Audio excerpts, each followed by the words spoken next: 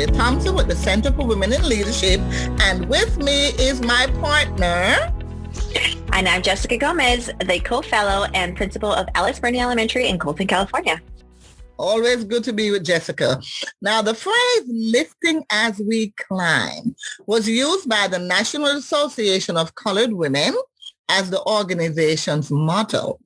This organization was started by Mary Church Terrell, who dedicated her life to fighting both sexism and racism.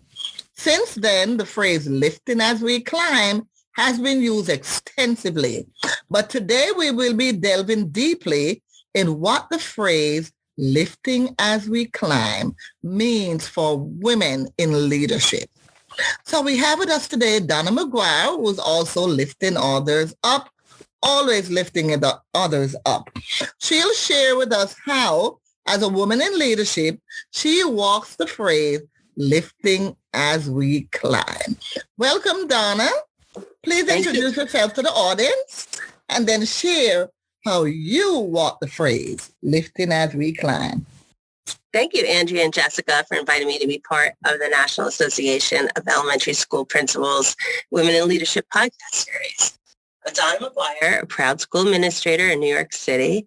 I've been serving the Northern Manhattan community, Washington Heights, as a leader for over 15 years. And in addition, I am an active member of many professional and educational communities. As educational leaders, we understand the importance and the impact it can have on the individuals within it. And as we rise, we need to pull others along, and together we have greater success.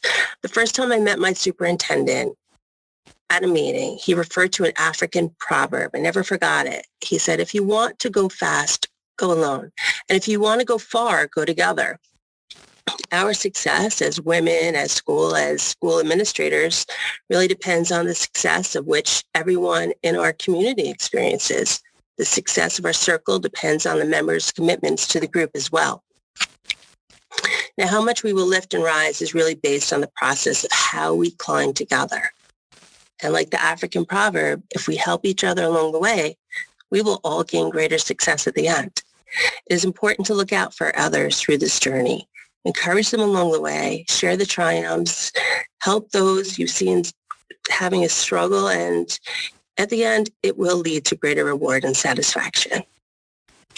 Thank you, Donna. And it sounds like you're doing some really great work in your school site, probably really working hard to lift other teachers, and just personally, from being part of the book study with you, you are doing some amazing things and lifting other women leaders as well. So could you talk to us a little bit more about why it's so important that women lift each other up? Well, what's the power in doing that?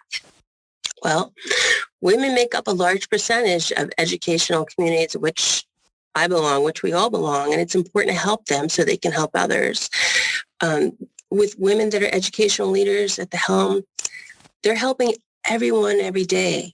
And quite often they give it everything they have, Jessica, and it can be a struggle, especially for work-life balance with the family and the household. If we're not careful, it can lead to burnout. It can take a toll on our physical and mental well-being.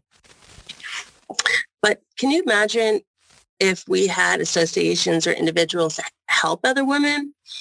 And that old adage, you get out what you put in. Well, the more you put in, the more you get out. What we do for our families and schools, we need to do for ourselves. So it's great to have women to have as a sounding board for emotional, spiritual, or professional advice. And we need to make time for that. You are so right about that, because we really need each other, which is why Jessica and I keep insisting that we need to have sister circles. So, but here's something.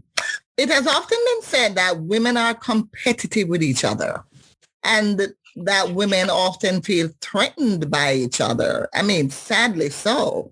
What strategies can we as women in leadership put in place to eliminate this? Well, you're right, Andrea. Women can sometimes feel threatened by one another, and it can be a hindrance on so many levels. Fortunately, there's a lot of resources out there on this topic. Bonnie Marcus, she wrote an article for Forbes called The Dark Side of Female Rivalry in the Workplace and What to Do About It. Some salient tips in this article, if you experience this situation, is to detach emotionally, build a power network, find a sponsor or mentor, strengthen your confidence, be a role model, and control your career destiny. It's important to stay true to yourself and stay the course, and don't let that toxic energy or negative vibe consume you. Find your happy place and what gives you the strength and humility to sidestep the female rivalry. And if you see another woman experiencing it or being affected by it, please reach out, be supportive and encouraging. When one person's affected, it can have an impact on the group as a whole. Donna, you actually, I want to go back to some of the key points that you made about the Forbes article. So you mentioned that some of the things that we can do in order to eliminate that female rivalry, right? Detach emotionally from that, building a powerful network. And I know that Andrea and I have really grown in that area over the past few years, really solidifying and empowering others to solidifying our own networks, but also empowering others to create those networks, as we have really found those to be the most powerful things.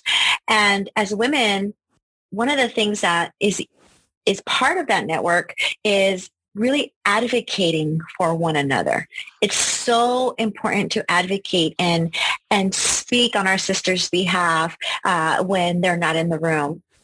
And so for so many reasons, right? One of these being the jealousy, the rivalry. And if we're in a position where we can help open the door for another woman, for another sister in leadership, that's such a powerful thing that we can do for one another. So Donna, do you have any last tips for women as how they can make time to empower and lift others while still busily building their own careers? Because we have, aside from being careers, we're probably mothers, we're probably, we have a family at home that needs us. So our jobs don't stop at work. So how do we find time to do this? What would you suggest to our listeners? Well, there is strength when women get together. And one of the greatest things that happened this year is being part of the Center for Women in Leadership book study. I love it. We empower each other and we become empowered. Synergy creates more synergy, Jessica. Ladies, look for the opportunities and create opportunities to listen to one another. And you will become inspired and be inspiring.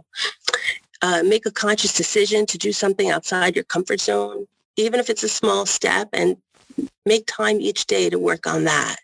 And when we show or teach someone, we're also in the process of learning and growing from it. It's called the protege effect, and it can take the most effort, but you will reap the biggest rewards. And many of us describe ourselves as lifelong learners, as educators, right? And one way to do this and grow professionally and personally is by sharing and showing someone else something that we're passionate about. When you extend a hand, it will come back twofold. And when you see the positive impact it will have on your social, emotional, and spiritual levels, it will give you the charge to keep going. And so whether it be with another woman or in a small group, the way I mentioned earlier, we need to take time to listen to one another and be open, share your vulnerabilities, and applaud someone else. And when you're there for someone else and you develop that trust and bond, it will come back to you. It sure does. And I know that I have lived this on both ends, on the giving and the receiving end of it. And I love that idea of the fact of the protege effect that you talked about, that when we show or teach someone, we're also in the process of learning and growing from that experience, right? Think about all the times we talk about our students and how when they teach each other, and we talk about our staff, right? When they teach each other, it's the same way for us as women in leadership. The models that we serve for others and not being afraid, because oftentimes I know one of the things that we've heard, and Andrea and I, we've talked about this, is sometimes as female leaders, we're afraid or we're hesitant to share our gifts and talents because we don't want to come off as arrogant or a know-it-all or what are they going to think about me? But no, really, if our job is to share those gifts and talents with all of our women and all of those that we come in contact with. And because that is how we create that protege effect, it does take some effort and it takes some energy. But the fact that you're here with us today, Donna, to share your experience, to share your knowledge, to me, that is one way that you are pushing that protege effect, because people will be listening, women will be listening, and they will be encouraged by the tips that you suggested and by the things that we continue to learn, especially here for the Women in Leadership, the Center for Women in Leadership. So I want to thank you. Yeah, absolutely. I want to thank you for being with us today. And just to remember that together we are stronger, that together we will rise and together we will climb together. Together we will always do that. But don't forget, as we rise up that chain, those levels of educational leadership, to reach down, hold out your hand and pull up another sister. Thank you, Donna. Thank you, Andrea.